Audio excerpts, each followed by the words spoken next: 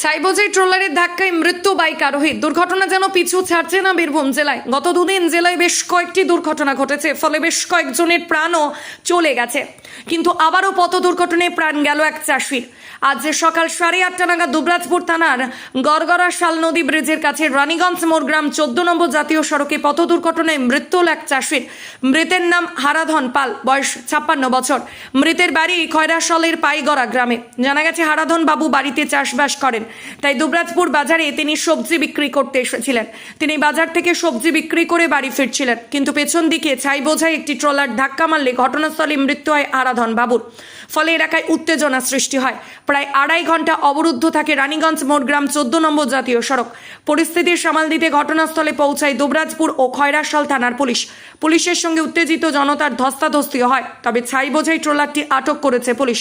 ঘাতক ছাই বোঝাই ট্রলারের চালক পলাতক। তবে দুবরাজপুর থানার ওসি তপাই বিশ্বাসের আশ্বাসে অবরোধ তুলে নেন অবরোধকারীরা।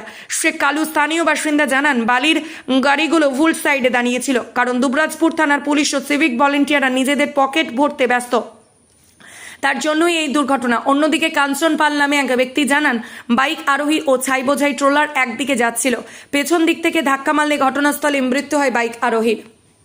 এখানে গাড়ি বালির গাড়িগুলো রং সাইডে দাঁড়িয়েছিল, সাইডে গাড়ি সবজি বিক্রি করে বাড়ি গেছিল। বালি গাড়ি পাস, এখানকার গাড়ি পাস কেটে ওকে নিয়ে চলে যায় এবং সিভিকরা পয়সা বালি গাড়ি এখানে কালেকশন করে। পুলিশের জন্যই তো হচ্ছে গেলা, আর 90 রাস্তাতে এখানে যেন না থাকে। আর দ্বিতীয় কথা, সিভিক গেলা যা করছে বড়বাবুর উপর। আচ্ছা, যে ব্যক্তি অ্যাক্সিডেন্ট হয়েছেন কোন দিকে যাচ্ছিলেন? বাড়ি যাচ্ছিল, দুবরাজপুর থেকে বাড়ি যাচ্ছিল। হারাধন পাল, পাইগড়া বাড়ি। গাড়ি তো আমি জানি না কোন গাড়িতে মেরেছে, গাড়িটা কোন গাড়িতে মারলেন? এইখান থেকে তো মেরেছে। আর কোন গাড়ি? ট্রাক, বড় ট্রাক। আমি তো দেখি নাই। আপনারা এখন কি চাইছেন? আমরা কি চাইছি, যেন না থাকে, গরিব মানুষ তার কিছু ব্যবস্থা হওয়া যাক। একটা গরিব মানুষ জীবনে চলে গেল, বডিটা পাওয়া গেল না, ওর সংসার আছে, ওর সবই আছে, সেই অতরিতে যেন একটু সুবিধা করে দেয়, এইটুকুই বলা। বাচ্চা আছে। আপনার নাম? আমার নাম শেখ কালু। কতুলপুরে সর্বপ্রথম এমআরআই পরিষেবা যুক্ত 110 বেডের মাল্টি স্পেশালিটি হসপিটাল হল মেডিকেয়ার জেনারেল হসপিটাল। স্বাস্থ্যসাথী মান্যতাপ্রাপ্ত এই হসপিটালে রয়েছে AC, non AC cabin, modern OT, ICCU, NICU, micro surgery, dialysis বিভাগ, ব্রেন ও spine surgery, cancer surgery, lift সহ নানান পরিষেবা।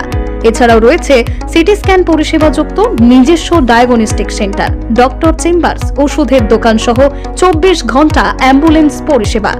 24 ঘন্টা অ্যাক্সিডেন্ট এমার্জেন্সি, রোগীর সুচিকিৎসা, সুপরিষেবা এবং সুস্বাস্থ্যই হল আমাদের মূল লক্ষ্য।